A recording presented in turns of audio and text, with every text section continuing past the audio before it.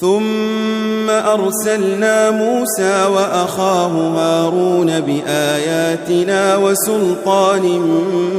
مبين إلى فرعون وملئه فاستكبروا وكانوا قوما عالين فقالوا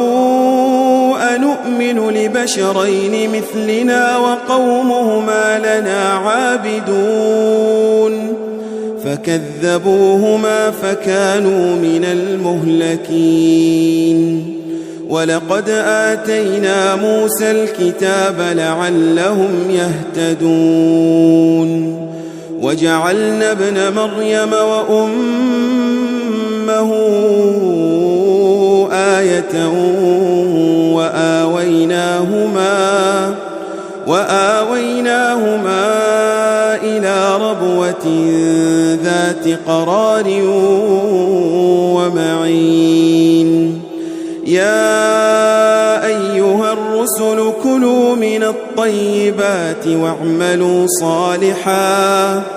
إني بما تعملون عليم وإن هذه أمتكم أمة واحدة وأنا ربكم فاتقون فتقطعوا أمرهم بينهم زبرا كل حزب بما لديهم فرحون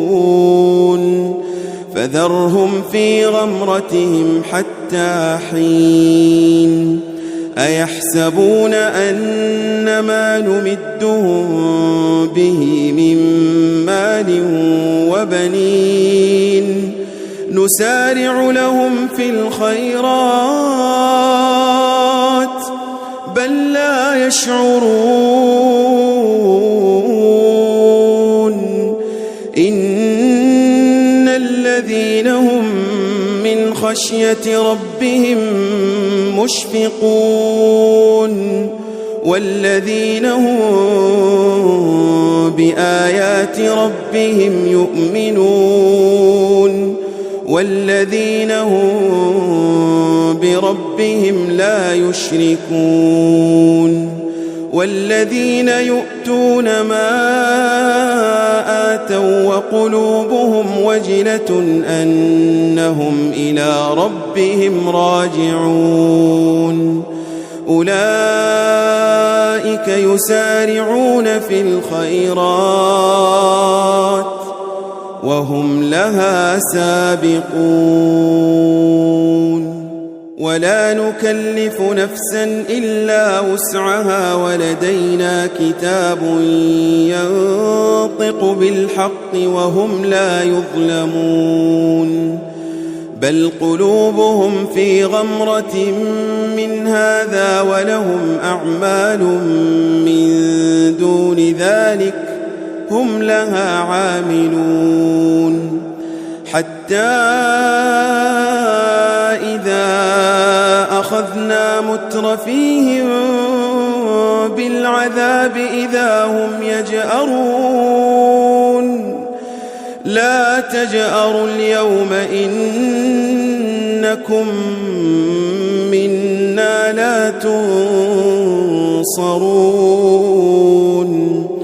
قد كانت آياتي تتلى عليكم فكنتم على أعقابكم تنكصون مستكبرين به سامرا تهجرون أفلم يدبروا القول أم جاءهم ما لم يأت آباءهم الأولين أم لم يعرفوا رسولهم فهم له منكرون أم يقولون به جنة بل جاءهم بالحق وأكثرهم للحق كارهون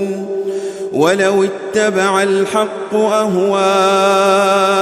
لفسدت السماوات والأرض ومن فيهن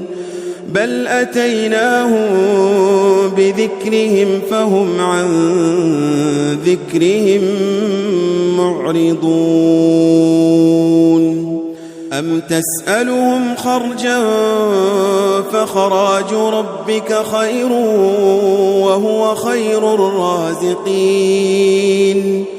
وإنك لتدعوهم إلى صراط